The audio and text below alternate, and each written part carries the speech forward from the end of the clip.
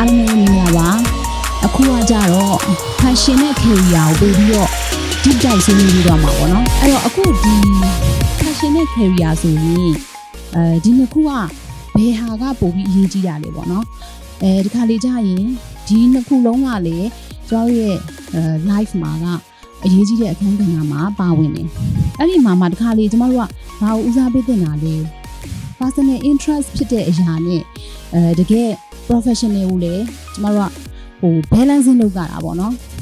အဲ့တော့ဒါနဲ့ပတ်သက်ပြီးတော့ကျမတို့တွေနည်းနည်းလေးကျမတို့ချိတ်ကြည့်ခြင်းတယ်အခုရှေ့က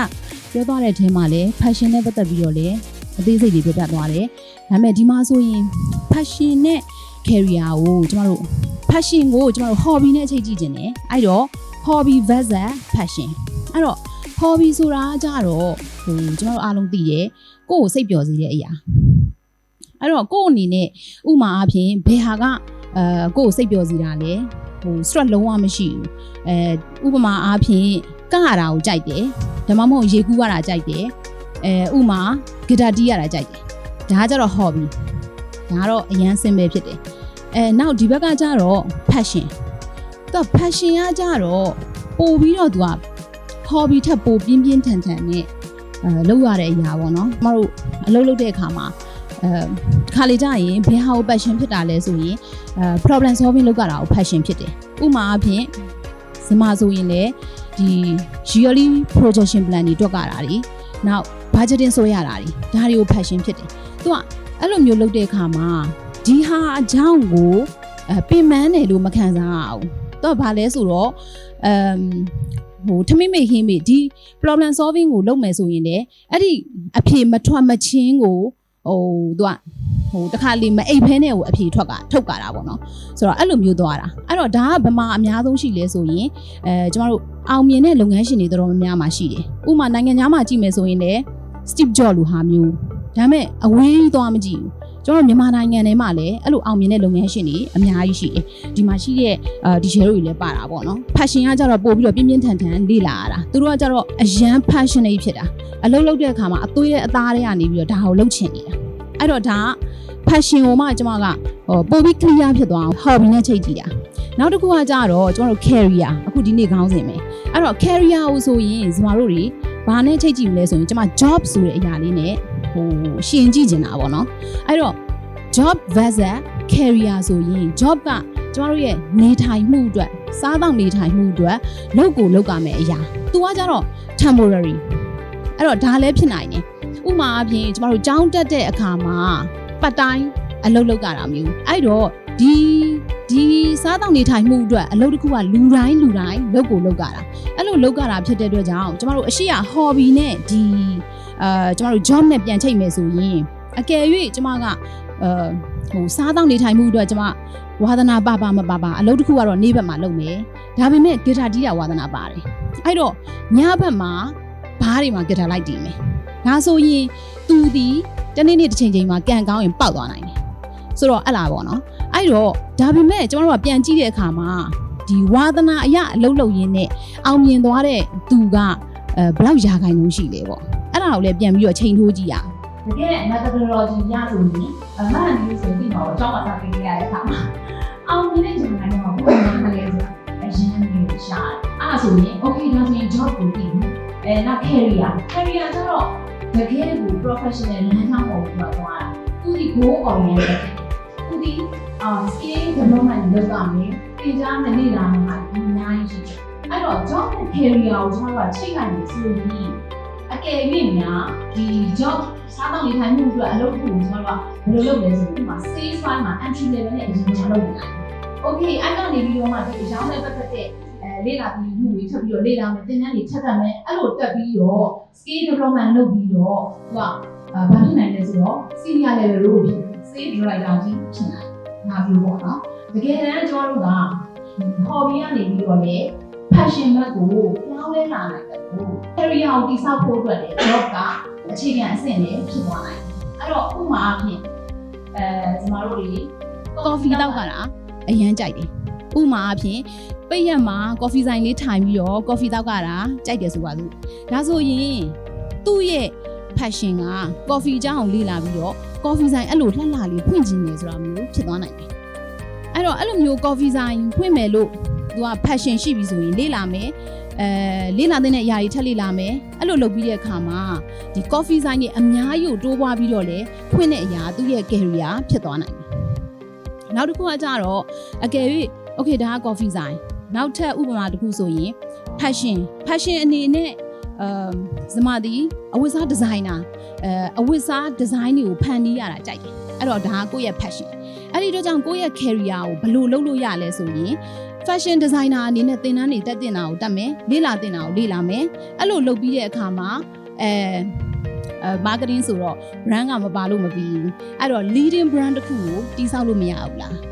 အဲ့တော့ဇမရဲ့ goal ကဘာဖြစ်သွားနိုင်လဲဆိုရင်global အထိရောက်အောင်ကိုယ့်ရဲ့ကိုယ်ပိုင် brand ကို label ကပ်ပြီးတော့ထိုးဖောက်လို့ရတယ်စသဖြင့်ပေါ့နော်အဲ့လိုဆိုတဲ့အတွက်ကြောင့်ကျမတို့တွေဒီလေးခုကိုဘယ်လို integrate လုပ်မလဲအဲ့လာကို integrate လုပ်ပြီးတော့ live ကို satisfaction ဖြစ်အောင်ဘယ်လိုလုပ်မလဲအဲ့တော့ဒီလိုပြောတဲ့အခါမှာကျမတို့ကတကယ် live မှာဒီအရာနှစ်ခုကို align လုပ်ထားနိုင်တဲ့ teacher ဤမခိုင်ပေါ့ဘာလို့လဲဆိုတော့ teacher ဆိုရင်ပြီးခဲ့တဲ့တစ်ခေါက်က etiquette training တုန်းကဆိုရင်လုံးဝကိုရေမတောက်ဘူးเนาะအခုလိုမျိုးခဏလေးပြောရမှာမဟုတ်ဘူးတနေ့ကုန်ပြောတာပဝမကူရေမရှူကြီးပြောတာဒါပေမဲ့ teacher နဲ့စကားသွားပြောလိုက်တယ် teacher မဟုတ်ဘူးလား energy ကအပြည့်ပဲဆိုတော့အဲ့လိုမျိုးပေါ့เนาะဒါမျိုး align လုပ်ထားနိုင်တယ်အဲ့တော့ teacher ကိုလည်းဇမကမေးချင်ပါတယ် teacher အနေနဲ့ရော passion အရာလုပ်ချင်တဲ့အရာနဲ့လက်ရှိ career နဲ့တကယ်ကိုက်ညီမှုရှိလားရှိမှန်းတော့တကယ်ပေါ့နော်ရှိလားဒါပေမဲ့ဒီ passion နဲ့ career ကို teacher ဘယ်လိုတွေ align လုပ်ထားပြီးတော့ create လုပ်ထားနိုင်လဲအဲ့လားလေးကို teacher ကျေးဇူးပြုပြီးတော့ဖြေပေးပါရှင်ကျေးဇူးတင်ပါတယ်ဒီမျိုးကိုလေးပြောပြတာနော်တကယ်ဘဝမှာကိုရေမရှိပါပဲဒီဆရာမကတော့ပြောနိုင်ဆုံးနိုင်တဲ့အဖွဲ့အောင်ပေါ့နော်အဲ့ဒါလေးကိုယ့်ရဲ့ passion ကို drive လုပ်ထားလို့ပေါ့နော်အခုမေးတဲ့ question လေးတွေကခုနမဆင်မှာရှေ့မှာပြောသွားတယ်လို့ပဲဒီ message မှာပြောတဲ့အကြောင်းအရာလေးကိုကျွန်မနားထောင်တဲ့အခါကျတော့ဘာလေးကိုသွားတတိယလေးဆိုကျွန်မဖတ်ဖို့ရဲ့ sound ထဲရတယ် ikigai ဆိုတာဖတ်ဖို့ကြတာလေတချို့တွေဖတ်ဖို့နေတယ်နော်ဖတ်ဖို့တဲ့တွေဆိုရင် message မှာပြောတဲ့ link လောက်လိုက်တဲ့အချက်လေးတွေကဒီ sound ကိုသွားပြီးတော့ပိုင်းဖြစ်စေတယ်အဲ့တော့ ikigai ဆိုတဲ့ sound ကဘာလဲဆိုကျွန်တော်တို့ဂျပန်မျိုးတွေမှာဆိုတော့အရင်ကရှိတဲ့ဒီဂျပန်မျိုးမှာအားများတယ်ဘုဒ္ဓရှိအားများတိတ်တော်တော့ဘာသာရှိကြတယ်ပေါ့ဒီဂျပန်မျိုးတွေနေထိုင်စားတော့ပုံစံနဲ့သူတို့ရဲ့ mind source တွေကသူတို့ thesis လို့ပြောတဲ့စာအုပ်က ikigai ဆိုတာဒီဂျပန်မျိုးတွေ ikigai ဆိုတဲ့စံနှုန်းတိုင်းနေထိုင်တဲ့ကြောင့်ဒီလိုဘဝမှာပျော်ရွှင်စွာနဲ့တိတ်တော်ရှိနေထိုင်ပါလေဆိုတော့သူရဲ့ work life balance ဖြစ်တဲ့ဒီဒီလေးပေါ့နော်အဲ့တော့အဲ့ mindset လေး ikigai လို့ခေါ်တယ်အဲ့တော့ ikigai နဲ့မှာဆိုပြောရတာဘာလေးရှိလဲဆိုကျွန်တော်တို့ဘဝမှာကိုချစ်တဲ့အလုပ်ဆိုတာရှိတယ်ကြိုက်တာပေါ့နော်စားရကြိုက်တာလားစားတော့လိုက်ဆိုစားရကြိုက်တယ်ဖြစ်သွားပေါ့နော်အိမ်ကကြိုက်တာလားရွှေရှိကြကြိုက်တာပေါ့ဘာမှစကားပြောကြိုက်တယ်ဆိုဟိုကမလို့ရှိပေါ့ဟုတ်လားအဲ့တော့ကိုလုံးရတာကြိုက်တယ်ဆိုတာရှိတယ်နော်အဲ့တော့အဲ့ကိုလုံးရတာကြိုက်တယ်ကြာနောက်တစ်ခုကအဲ့ကိုကျွမ်းကျင်တဲ့အရာဆိုတော့ဒီမှာတစ်ခုရှိတယ်အဲ့ဒီကျွမ်းကျင်တဲ့အရာလေးလုံးရတာကြိုက်တယ်တစ်ထပ်ချင်းကြာအဲ့ဒါကိုအဲ့ဒါဆို passionတော့ကိုကျွမ်းကျင်တာကျွန်မစကားပြောတာကျွမ်းကျင်တာလေကျွန်မဆယ်စုနှစ်တစ်နှစ်တာဆယ်စုနှစ်တာကျွန်မဒီစောက်ခဲ့တဲ့အခါကျကျွန်မကြိုက်တာလေစကားပြောပြီးမျှဝေပေးရကြိုက်တဲ့အခါကျတော့ကျွန်မရဲ့ passion တွေနဲ့ကျွန်မရေမတောက်ခဲလို့ပြောနေနိုင်တယ်ပေါ့အဲ့တော့ခုနကမောင်မဆင်တော်ပြောလို့ hobby ဆိုတဲ့အစီအစဉ်ကဘာမှရှိလဲဆိုတော့ကျွန်မတို့ကြိုက်ပေးကြိုက်တယ်အဲ့ဒီကြောင်မကျွမ်းကျင်ဘူးအဲ့ဒါကကျွန်မတို့ရဲ့ hobby ဖြစ်ပါတယ်အဲ့တော့ကျွန်မတို့ကထားပါတော့နော်ခုနကလိုစားရတာကြိုက်တယ်သူဆိုစားရတာကြိုက်တယ်ကျွန်တော်တို့ဘာသာနာမှာလည်းတည့်ရမှာပုတ်ထစားတာဒါဆိုကျွန်တော်တို့ဘာလို့လဲအစားတစ်လိုက်ဖြစ်သွားဒါပေမဲ့အဲ့ဒီအစားကိုကျွမ်းကျင် skill မလုပ် skill active မလုပ် active မလုပ်အစားမှာလည်းဘယ်လိုကျွမ်းကျင်အောင်လုပ်ရလဲဒါမှမဟုတ်ဒါက passion တွေမှာချိန်လို့သူက blog ထိုင်ပါရဲ့စားရစားတော့ review ပေးရပါလားသူကဆိုင်လေးစားပါဆိုတော့ကျွန်တော်ကသူ့ရဲ့ passion မှာလူတွေကသူ့မြင်တာလေအဲ့သူကစားတော့ passion ရှိရဲဆိုတော့ကျွန်တော်ဖြစ်အဲ့တော့ကျွန်တော်ပြောချင်တာ hobby ဆိုတာဒီမှာထားရှိလို့ဆို investment လုပ်ထားကျွန်တော်ဒီမှာ passion ဆိုတာကကျွန်တော် investment လုပ်ထားတယ်ဘာလို့ invest လုပ်ရလဲဆိုတော့ risk ရှိတာပဲစံတော်ဝါဝါပေါ့ကျွန်တော်တို့ကတချို့ရတဲ့တွေစံတော်ဝါဝါပဲဟုတ်လားကျွန်တော်တို့ဒီချိန်မှာငါ professional တယောက်ဖြစ်ပါလေငါဝဒနာတွေငါချစ်တယ်ရတယ်ငါပုံမှာဒီချိန်မှာ professional တယောက်ကိုတက်တက်လို့ရပြီလေဆိုတော့ကျွန်တော်တို့ကတက်တက်ထားတဲ့ view ရှိတယ်အဲ့ဒါတစ်ချင်းလေးငါအောင်ကြောင်းနေတာလေအဲ့ဒီတစ်ချင်းလေးကဘာလဲဆို10,000 hours နော်အဲ့တော့10,000 hours ကိုချင်းနဲ့မှာကျွန်တော်တို့ရှိအဲ့တော့ကျွန်တော်တို့ business မှာကျတော့ခုနကပြောတဲ့ passion profession ဖြစ်အောင်ပြောင်းလို့ဆို investment နဲ့ငါ့ဘောတစ်တောင်းချင်း နိုင်ပေါင်းတစ်သောင်းကိုချစ်တဲ့အရာမှာကျွမ်းကျင်အောင်ကျင့်ပြီးတော့လည်းအဲ့ဒါပါလို့ကျွန်တော်ပြောတယ်ဟောပြီးဝါသနာဒီမှာလည်းလို့ဆို Mr. Invest တွေfarming ခေါ်ပြီးတော့သူတို့ interview ပေးပြီးတယ်ဘာလို့လဲပြိုင်ဝါသနာပါဘာလို့လဲပြိုင်လဲငယ်ရဲ့ကြည့်ဘူးလို့ TV မှာမြင်ဘူးလို့လုံးဖြစ်မလားလို့ကြည့်ဝါသနာ it's just a hobby နဲ့တော့အခုမြင်ရတယ်ဒီ Mr. World Miss World တွေလို့ပြီးလို့ placement ရအောင်ခဲ့ရကျွန်တော်တို့ပြောပြဝါသနာပါယုံနဲ့တော့ရှောက်လို့ရတယ်ပြီးလို့ပေါ့ခေကြီးက passion ဆိုရင်ခုနကကိုဒီဝါဒနာပေါ်မှာဘယ်လောက်ဒီလေ့လာထားလဲဘယ်လောက်ဒီအချိန်ကြီးရင်းနှီးမြှုပ်နှံထားလဲဘယ်လောက်ဒီကိုဝါဒနာပေါ်မှာ design နဲ့စူးစူးဆိုင်ဆိုင်အာရုံစိုက်ထားလို့မူတည်ပြီးတော့ကျမတို့တွေက passion ဆိုတော့တရားနဲ့တရားမျက်လုံးလေးတွေမှာမီးတောက်ကလေးလိုပဲမြင်ရကျမရဲ့ဆရာမဆို any season type ပါ any season type ဆိုပြီးတော့ပြောကြဒီသမီးဟာသူ့ကိုစားတွေ့တဲ့အချိန်မှာအရန်ပင်ယူလေးလာခြင်းစိတ်များနေမိတော့ကလေးသမီးရဲ့မျက်လုံးမှာမြင်ရတယ်ပြောပြနော်ကျမအဲ့လိုပဲကျမလေးလာခြင်းတဲ့ဒီနောက်ရောက်တဲ့အခါကျရင်ကျမရဲ့မျက်လုံးမှာအဲ့ဒီ passion ဆိုရင်မိတော့ကမြင်နေရအဲ့လိုမျိုးပဲကျမတို့ကလူငယ်တွေရဲ့မျက်လုံးကိုကြည့်လိုက်ရင်သူ့မျက်လုံးမှာဒီမိတော့ကလေးက fire လေးတောက်တော့နေတာ fire မှာနေတက်နေတာဆိုတော့ခက်တယ်လို့ရှာအဲ့ဒီကနေမှသူ့ရဲ့ mental design ကိုကျွန်တော်မြင်နိုင်ပါအဲ့တော့ခုနကကျွန်မပြောတယ်ကိုချစ်တာလုပ်တဲ့ passion လမ်းကြောင်းကနေကျွန်တော်တို့က passion ကြည့်ရသွားလို့မရဘူးဘောမှာလည်းဒီကိုင်းတွေပြန်ကောက်မယ်ဆိုကျွန်တော်တို့ကိုချစ်တာကိုကျွမ်းကျင်သွားရင်ဒါ passion ဖြစ်သွားတယ်နောက်တစ်ချက်ကကိုကျွမ်းကျင်တဲ့အရာပေါ်မှာ income ဆိုတဲ့ပတ်စံဝေလမ်းကြောင်းဝေရလမ်းကြောင်းတစ်ခုရှိတယ်အဲ့ဒါ professional ပဲပါတယ်ကျွန်တော်တို့ဝေရလမ်းကြောင်းရှိတယ်ကိုကြိုက်တာတွေလုပ်ပြီးတော့ချိန်တန်စားစံဒီရေးတော့ပိုင်းပေါင်းပြီးကို professional တက်တာလို့ရတယ်နော် professional ဖြစ်တဲ့ကို financial support ပေးရကိုယ့်ရဲ့နောက်ကဒီကိုရဲ့ဒီသားစု financial support ပေးရ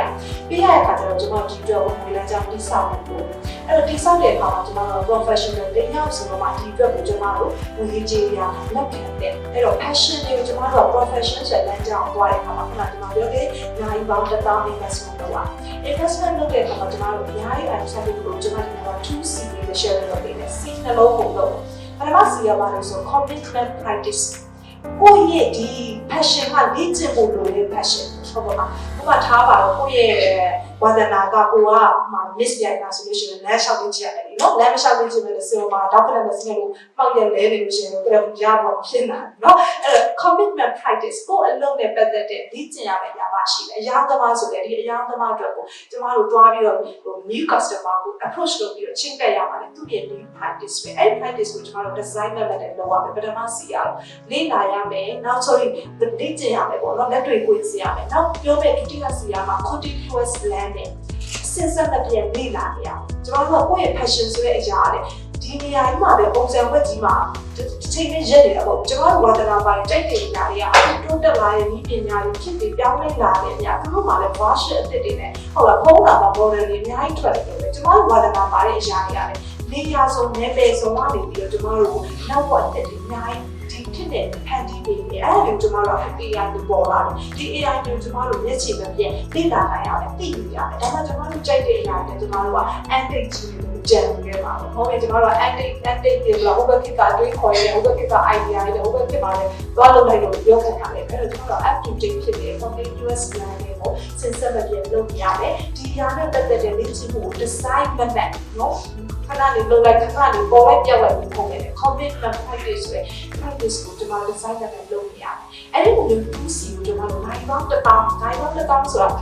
ာအဲ့ဒီစာအုပ်ထဲမှာပြောခဲ့ရဆိုတော့လူတရားကတကယ်လို့တစ်နေ့ကိုဝါသနာပါတဲ့တစ်နေ့3နာရီလုပ်တယ်ဆိုလို့ရှိရင်တစ်နေ့မှာနိုင်ပေါင်း1000နေတယ်ဆို approximately 10နှစ်လောက်ပေါ့ဒီနော်တစ်နေ့ကို3နာရီကိုကြိုက်တဲ့အရာကိုရင်းနှီးပြောတယ်ဆို10နှစ်လောက်ချိန်ကြအောင်နော်အဲ့တော့ကျွန်မတို့ချင်းကြပါကိုတိတ်တဲ့ professional တွေရက်တည်ရမယ်လို့ကျွန်မတို့ဆယ်နေကြတယ်ဒီလိုတစ်နေ့မှာတော့ခုနအစတော့6နာရီလောက်လေ့ကျင့်နေဆိုတော့ကျွန်မတို့ approximately 9နှစ်ကြာကျွန်မတို့ရဲ့ဝါသနာပါတဲ့အရာ professional ဆိုတဲ့တရားကိုကျွန်မတို့ရက်တည်နေမှာဖြစ်ပါတယ်ဒီနေ့အစားပြီးကျွန်တော်လူငယ်တွေ message ပေးချင်တာကိုဝါသနာပါတယ်ဆိုတဲ့အရာကကိုကအချိန်ဖြုံးနေမိတာလားဒါမှမဟုတ်ဒီဟာကိုရင်းနှီးမြုပ်နေတဲ့နေသုံးနေမိတာလားရင်းနှီးမြုပ်နေတဲ့နေသုံးနေဆိုတော့ကျွန်တော်တို့ကကိုပေးရင်ပေးသလားနိုင်တော့တစ်သားပြရတယ်အဲ့ဒီနေရာမှာကိုက professional ဆိုတဲ့လမ်းကြောင်းတစ်ခုကိုမှ create လုပ်ပြီးသားဖြစ်တယ်အဲ့ခါကျရင်ကျွန်တော်တို့ကဘယ်လိုခေါ်လဲခုနကကျွန်မမနက်ကပြောတဲ့ personal brand တွေမှာ ready စောက်ထားလို့ရှိရင်ကျွန်တော်တို့ရဲ့ income က professional တယောက်အနေနဲ့ဝင်ရလမ်းကြောင်းတွေကို opportunity တွေအများကြီးရောက်လာမှာဖြစ်ပါတယ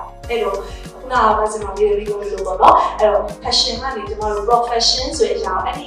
ကျွန်မတို့ရဲ့ investment တွေနဲ့လုပ်ပြီးတော့ပူကြည့်လို့ရပါတယ်နော်ဒီတိုင်းတော့ over ဟာကျွန်တော်တို့ဖြစ်လာပေါ့နော်ဘိုးကြရွှေကိုလည်းဟုတ်လို့ကျွန်တော်တို့ကိုတူကိုချင်ပြီးတော့စူးစမ်းပါပေါ့နော်အဲ့တော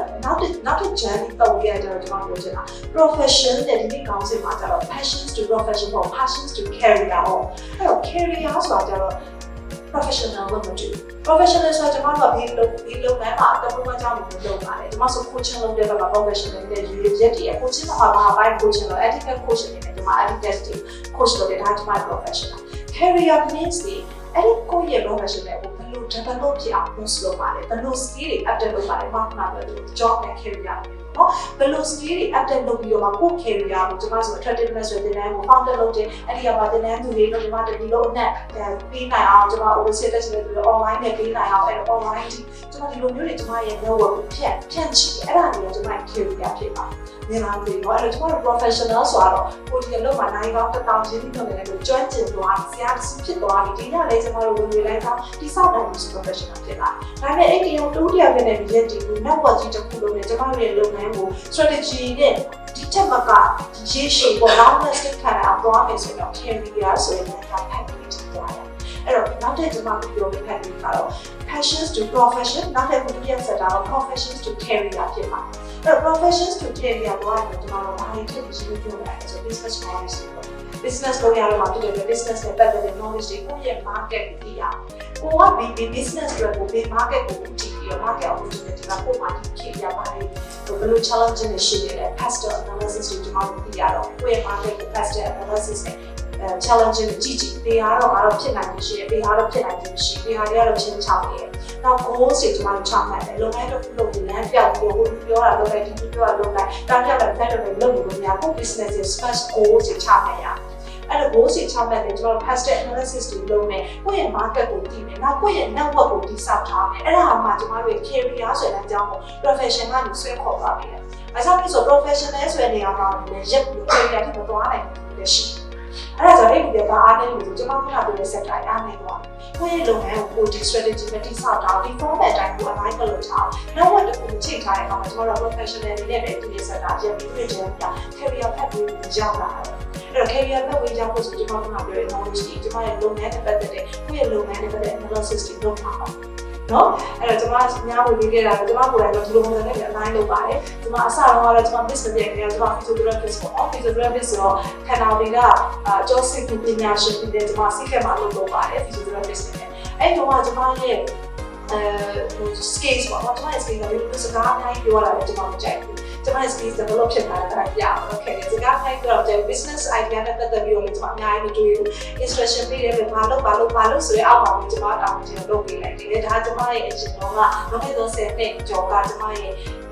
့တွေးခေါ်ပေါ့အဲ့နောက်ပိုင်းမှာကျွန်မရဲ့ passion ကနေကျွန်မကိုဒီ mistake ရအောင်လည်း professional mistake ရောက်ကနေတော့ coach လုပ်တဲ့ဆရာမတွေနဲ့ professional ဆွဲပေါ်လာတဲ့အခါမှာကျွန်မရဲ့ concept တွေပြောင်းသွားတယ် mindset တွေပြောင်းသွားတယ်ကျွန်မလည်းခင်ဗျား instruction ပေးတာလုပ်ချင်တယ်ကိုယ်ကလည်း instruction ပေးပြီးတော့မှလူတွေကို manage လုပ်ရတာကိုကျွန်တော်ကြိုက်တာနော်အဲ့တော့ဒါဒီကျွန်တော်တို့လူတိုင်းဒီ capacity ဒီလူတိုင်းမှာ build ဖြစ်နိုင်တယ်လူတိုင်းက grow ဖြစ်နိုင်တယ်ကိုငါကဒီလိုလူမဟုတ်လို့ငါဒီ background ရှိလို့ငါဒီလို introvert မဟုတ်လို့ဆိုကိုဘာမှခက်တာဘူးလေကျွန်တော်တို့ဒီ journey သွားမယ်ဆိုရင်တော့ခုနက passions to career ဆိုတဲ့ journey ကိုသွားမယ်ဆိုကိုဘာကျင်ချင်လဲเนาะစီးမခတ်ထားပဲ group mindset နဲ့သွားကြည့်ပါတော့ငါကတော့မဖြစ်နိုင်ငါကတော့သူလူဘာဖြစ်မှာမဟုတ်ဘူးစိတ်ကိုပြီးပါအဲ့တော့ဒီကောချုပ်နေတဲ့အခါထပ်ပြောမယ်ဆိုတော့ဒီ journey မှာသွားရင်ဖတ်ပြီးတဲ့ခုမှာmodel 2ယောက်နဲ့လူကျန်1ယောက်ကိုလို့အဲ့ဒါဆိုကျွန်မရဲ့ကိုယ်ကိုပြနော် model 2ယောက်ဆိုတော့လို့ပြောတယ် model ဟိုကလည်းပတ်ပြီးတော့ကိုယ်စနေနဲ့ပါတော့ပတ်ပြီးတော့ model 2ယောက်နဲ့လူကျန်1ယောက်လို့နော် model ပါတော့ကျွန်တော်ပြင်နေဆောက်တော့မောပြင်တာဘောတော့ကြောလာနေကြည့်ရဆိုတော့အဲ့လိုတော့ပြောဟုတ်တော့ကျွန်တော်ပြောတဲ့ model မှာ model လဲဆိုကျွန်တော် passion ကနေ profession ကိုပြောင်းနေချင်တာဘာ model တယောက်လို့လဲဆို role model တယောက်လို့ကိုယ် professional ကိုဒီလမ်းကြောင်းသွားချင်တာဒီလမ်းကြောင်းမှာကိုအောင်မြင်နေတဲ့လူတွေရှိတယ်အဲ့ဒီလူကိုကျွန်တော် inspiration လို့ယူဖို့လိုတယ်ဘယ်သူမှလည်းမရှိဘူးကိုဟာကိုပဲကိုလမ်းကိုဖောက်ပြီးသွားမှရှိမှလည်းဘယ်သူမှရှောက်ထားလို့မရှိဆိုတော့တမျိုးဒါပေမဲ့ကျွန်တော်တို့လူပါဖွဲ့စီတလောက်ထောင်ကျဲပါတယ်ကျွန်တော်တို့ရှိမှမရှောက်ခွင့်လူလမ်းကြောင်းမရှိဘူးလားเนาะရှိတယ်အဲ့တော့ကိုယ့်ရဲ့ level မှာကိုရှောက်တဲ့ဒီ role model တယောက်ကိုကျွန်တော်တို့ model တယောက်လိုပါတယ်အဲ့ role model တွေလည်းဆက်ရှာကြည့်တာအဲ့ဆိုကျွန်တော်တို့ fashion ကနေပြီးရအောင်လေ profession ရောက်ဖို့အတွက်သူကအများကြီး inspiration ပေးပါတယ် နော်အဲ့တော့ profession ကနေကျွန်တော် career ဆိုတော့လို့တော့ကြောင်းပါပေါ်လို့လဲဆို business model ကိုပါ business model compass ကိုခေါ်တယ်ကျွန်တော်တို့ BMC ပေါ့နော်အဲ့တော့ business model compass ရဲ့ 9 set အောင်ကျွန်တော်တို့ချာပြီးကျွမ်းကျင်အောင်လုပ် business model compass မှာဆိုကျွန်တော်တို့ရဲ့ business ရဲ့ value proposition ကိုပါတယ်ကိုယ့်ရဲ့လုပ်ငန်းရဲ့ စံတော့ပါတယ်ဆို YPA ကဆို YPA ရဲ့ဒီ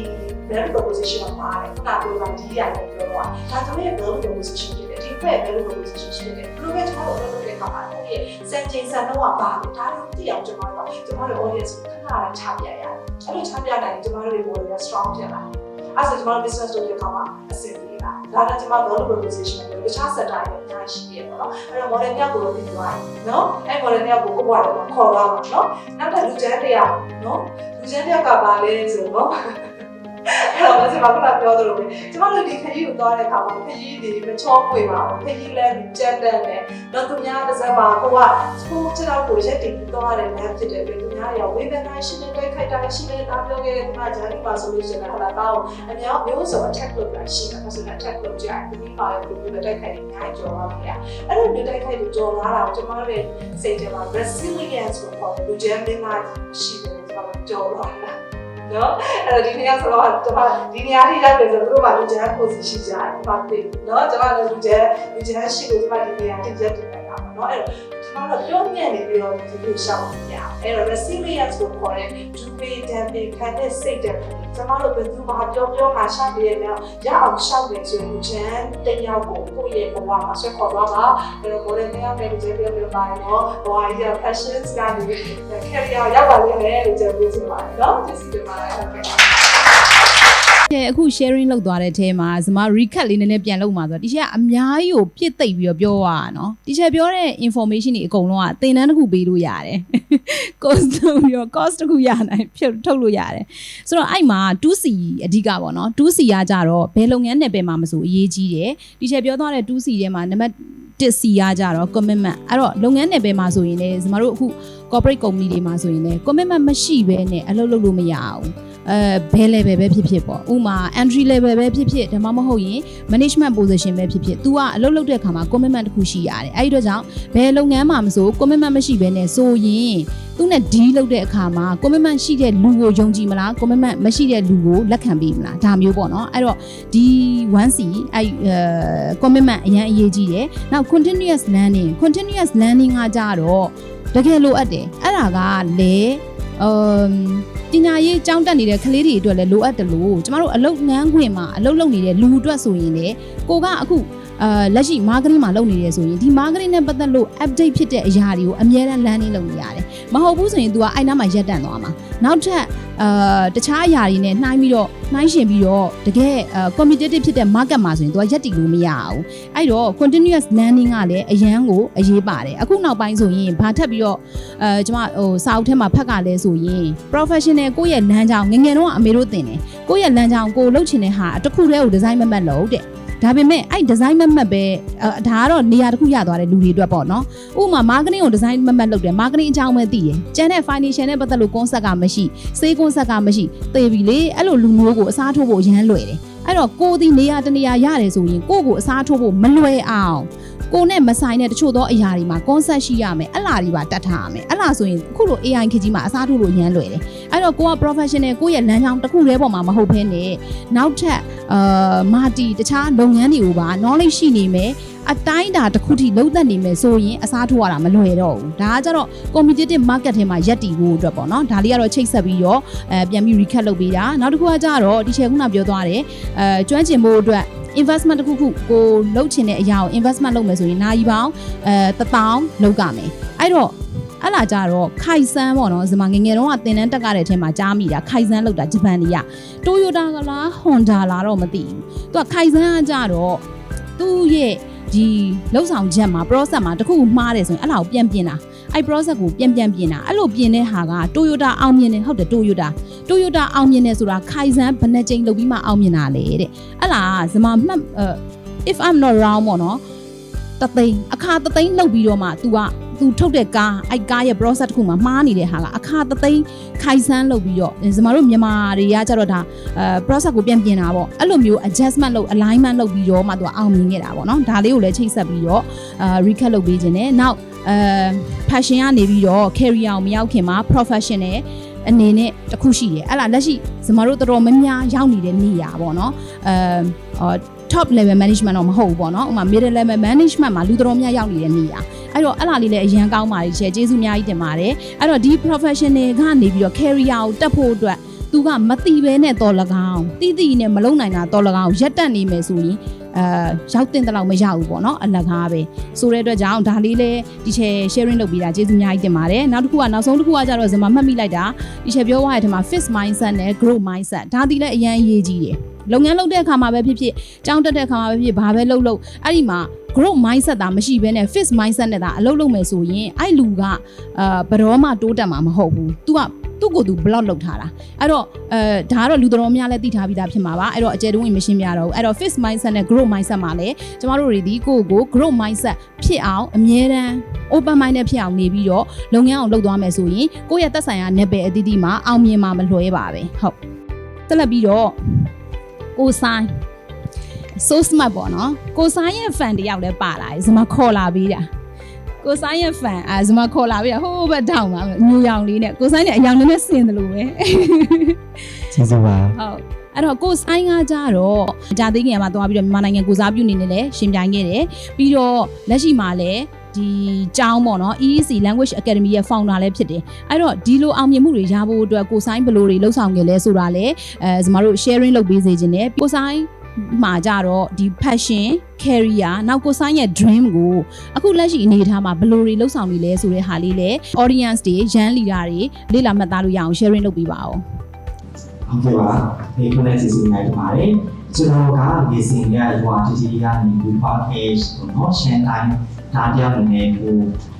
နေအင်ညာဖြစ်ဆုံးရမြေဘွားတို့လေးကိုထက်ခဲတယ်လို့ပြောရရပါတော့ပြီးတော့ဒီအမှုပညာပေါ်ဒီ entertainment industry ကိုအရင်ကရုပ်ထုလေးအကြောင်းလို့2014ပေါ့နော်10ရက်လောက်ချိန်မှာတယောက်ရဲ့အမှုတွေစုမျိုးရှိရဲ့ emission ကြံကိုတယောက်တွေတက်လာပြီးတော့ကြံခွင့်ရှင်နိုင်ခဲ့ပေါ့နော်အဲ့ဒီမှာကျတော့ဒီဖြစ်စဉ်နဲ့ကိုယ့်ရဲ့ image တွေကိုထောင်ချဖို့အတွက်ကိုရုပ်ကံလို့ယူဆခဲ့တယ်ဒါမဲ့ကျူးစားတာရဲ့နောက်မှာအခုဒီနဲ့ကြီးစမရှိဘူးအခုမှလည်းအချိန်မှာရင်းငယ်လို့ဆိုရင်ရှိခဲ့တဲ့ကြောင့်လို့ပေါ့နော်မဖြစ်ထွန်းလာတဲ့အချိန်မှာဒီ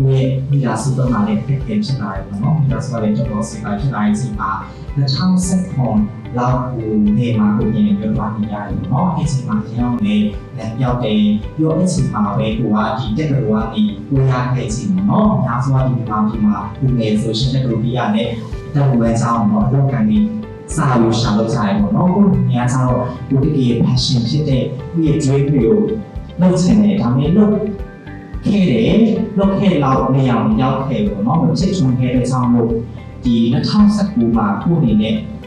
ဒီဘောမှာရောက်နေချိန်မှာပေါ့နော်ကိုရဲ့ passion ကစင်နာပါလေကိုပြန်လို့ပြီးစီရပေါ့နော်ဒီအမှုပညာပြင်ကိုမှဒီပတ်ဝန်းကျင်ပြင်တော့ကျူပြီးနိုင်တာပြီးလို့ရှိနေကိုရဲ့ဘဝမှာရှင်တဲ့နေရာကြီးကိုစက်ကပါလေဘဝငယ်စဉ်တွေကကျွာတီတီကနေမှာလာခဲ့ကြတယ်ပညာရေးတွေနဲ့မပြီးဆုံးခဲ့တော့အဲ့ဒီနေမှာတက်တန်းလာခဲ့ရတဲ့တွေ့ကြုံကိုပြန်ပြီးတော့မဝင်နိုင်တဲ့နေရာတွေကိုရောက်ပြီးလို့ခံစားရတယ်ပေါ့နော်အဲ့ဒီနေမှာ EEC ဆိုတဲ့ Account Education ခံနေကိုစပြီးတော့ခေါင်းရဲ့အေးစာတင်တဲ့နောက်တော့ကျွန်တော်ဆရာတယောက်volunteer ပေါ့နော်စေတနာဝန်ထမ်းတယောက်အနေနဲ့ဒီနေ့ဒီနာနာစမှာရောက်နေကျွန်တော်စပြီးတော့ခေါင်းရဲ့တင်စားခဲ့တယ်ကျွန်တော်လည်းဒီမှာလုံးဝခါကြီးတွေလုံးဝယူခဲ့မယ်နဲ့တင်စားပြီးခဲ့ပေါ့နော်အဲ့ဒီနေမှာဆိုရှင်လည်းဘယ်လိုစီခုံမှုတွေဘယ်လိုဒီခံမှုရှိခဲ့လဲဆိုတော့ကိုယ့်ရဲ့နာဆိုတာအစီအပြေးအချိန်မှာလုံးဝလုံးပဲမလုပ် volunteer တယောက်တော့တာလေဆိုရဟာလေးလည်းတင်စားနေပေါ့နော်ဒါပေမဲ့ဒီနောက်ပိုင်းမှာပဲဒီစာတင်တဲ့နေရာမှာပေါ့နော်ခါနဲ့အနေနဲ့တင်စားပြီးခဲ့ဆိုလို့လည်းကိုယ့်ဘက်ကခေါင်းဆုံးပြီးစတဲ့ရဲ့အချိန်တော့ပြီးတော့အင်္ဂလိပ်စာတင်တဲ့ဆိုတာအင်္ဂလိပ်စာတင်တဲ့နာမဟုတ်ဘဲနဲ့ခုတင်တဲ့စီလာတက်တဲ့သူငယ်တွေကြီးအကျွေးပေါင်းစုံပေါ့နော်အသက်9နှစ်ကနေအသက်60ကျော်ထိပေါ့နော်အင်္ဂလိပ်စာကျွန်တော်စီလာတက်ကြတယ်အဲ့ချိန်ဒီမှာကိုယ်လည်းပူချနိုင်တဲ့အရာတွေကအင်္ဂလိပ်စာဆွေးနေတာမဟုတ်ဘဲနဲ့မြို့ပြည်တီမှာပေါ့နော်ဒီပုံမျိုးစာအရင်ကမြို့ပြည်တီလေးမဖွင့်ဆိုနေနေရာမှာခုနေနဲ့ပြည်ဆက်နိုင်တဲ့သူ့ကိုယုံကြည်မှုရှိတာအောင်လို့လေးကိုတုံ့ဆိုပြီးလို့ရတယ်။ပြီးတော့ကျွန်တော်တို့တော့ဝင်ခြင်းမှာညာစုမိတ်တက်နေကြတဲ့ဆွေးနွေးဖြစ်ကြတဲ့ကောင်းစင်တွေဥမာဒီ mental health ပေါ့နော်တခြားဒီခ ခေါင်းစဉ်တွေနဲ့ပတ်သက်ပြီးတော့ကျွန်တော်ကပညာပြီးပြီးတော့လုံဆော်ပြီးတော့ဒီပြီးခဲ့ပေါ့နော်အဲကြောင့်မို့ကျွန်တော်ဒီနေ့ကြာပြီးအချိန်ကနေစပြီးတော့ဒီစာနဲ့ဝင်နေကြရတယ်ပေါ့နော်ကျွန်တော်ရဲ့အသက်မွေးကြောင်းအနေနဲ့ကျွန်တော်ရှောက်လိုက်နေအဲ့လိုလေးပဲကျွန်တော်6နှစ်ကြာကာလဒီမှာပေါ့နော်ထောင်စီပေါင်းတော့ဒီနေ့လူတွေနားပြီးကျွန်တော်တူတရားတွေပဲဥဆောင်ပြီးတော့တင်စားပေးနေတယ်ပေါ့နော်ဒါကိုရဲ့အောင်မြင်မှုရတဲ့တခုလိုလည်းပြောရရတယ်ပြောဒီချိန်မှာဆိုရှင်လည်းကိုကဒီမိသားစုပြန်ပြောလို့မျိုးပတ်ဖို့ပြီးနေ problem တရားနေနေကိုရက်တည်နေပေါ့နော်ဒါတွေကပြောမယ်ဆိုရင်ကိုမြင်စင်တွေကဖြစ်ကြလာခဲ့အခွင့်အရေးကနေကိုတကယ် passion ဖြစ်တဲ့ကိုကိုကြီးပေးခြင်းနဲ့ကိုလှုပ်ဆောင်ပေးခြင်းနဲ့အရာမျိုးကိုမှ